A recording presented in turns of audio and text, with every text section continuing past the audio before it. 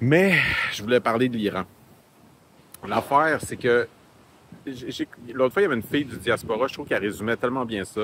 Elle dit, tu sais, on a un grand diaspora iranien au travers le monde, mais on n'a aucun pouvoir pour s'organiser. Puis, je trouve que c'est très symptomatique de notre époque. On fait des réfugiés. Tu sais, c'est comme il y a des pirates qui prennent Haïti, ben on va accepter des réfugiés haïtiens. Ce qui équivaut à peut-être 1% de leur population. J'ai pas fait les maths, mais c'est pas gros, là.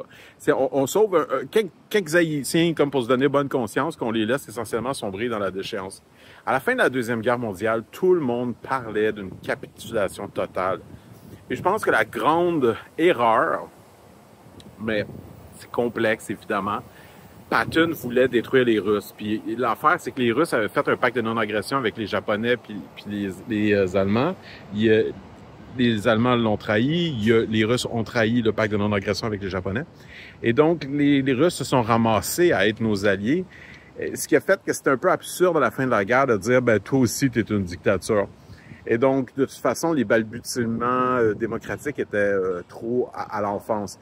Là, l'affaire, là, c'est que c'est pas une question d'imposer le modèle démocratique aux autres. C'est juste une question de dire, si c'en est pas une, qu'est-ce que c'est? Puis c'est une tyrannie. Puis comment tu combats une tyrannie? Comme je vais revenir avec l'exemple de la fille du diaspora iranien, là. Qu'est-ce qu'on fait? On s'en va, on est accepté comme réfugié par le Canada, on devient Canadien, puis on fait quoi? On milite auprès de notre gouvernement pour qu'ils disent aux Iraniens d'arrêter. Ils arrêteront pas. Le peuple iranien est en otage. Fait que, tu sais, c'est complexe parce qu'évidemment, il y a des torts à gauche, à droite. Oui, on veut le plus possible rentrer dans une humanité où il n'y a plus de guerre. Tu sais, je pense que vraiment le temps des guerres est révolu. Mais justement, le temps des guerres est révolu.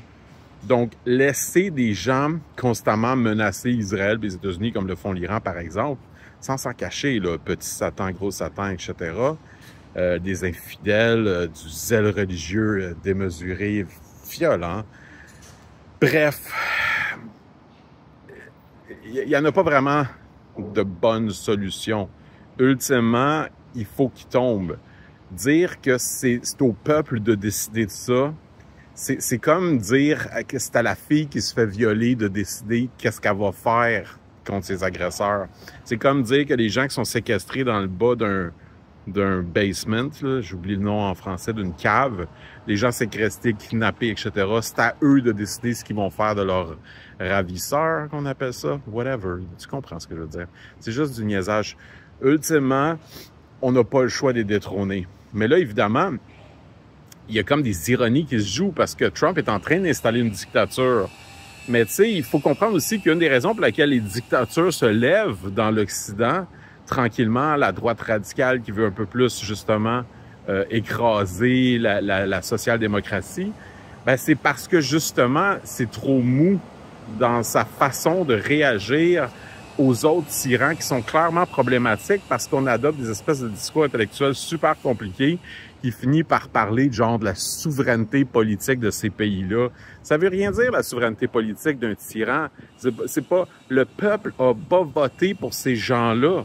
S'il y a pas... Tu sais, oui, d'un point de vue du droit international, on peut parler de leur souveraineté politique, mais qu'est-ce qu'elle vaut vraiment quand c'est une dictature théocratique qui écrase son peuple, tu sais?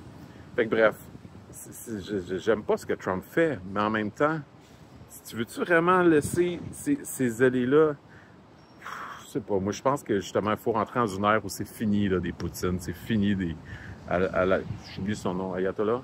Anyway.